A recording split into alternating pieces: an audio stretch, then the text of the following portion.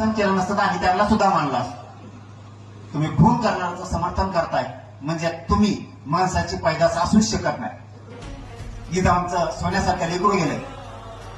आज छोटे छोटे संतोष भाईचे लेकरं उघडीवरती पडेल. नाही दिसत बाप त्यांना. तुम्हाला बोलायला काय होतंय भाषण करायला? तुम्हाला मीडियात बोलायला काय होत आहे? आरोपीच्या आठवण येते. या लेकराला नाही दारात उंबऱ्यात आल्यावर बाप दिसत. तुला जरा लेकर आहेत ना तुझ्या घरात? तुला जर 2 दिवस ती पोरगण पोरगी दिसली नाही तर तुला झोप येत नसल. आमच्या संतोष भाईचे लेकर कसे झोपत असतील? या असल्या नीच अवलादीला धडा शिकावाच लागणार. आणि मी तर काय मागे हटत नाही काढा. कुणाला काय म्हणायचं ते म्हणा. त्या रोखोक भूमिकेशिवाय संतोष भाईला न्याय मिळू शकत नाही. पण त्याच्या आणून गोळ्या हाणून समाजाला न्याय मिळणार नाही.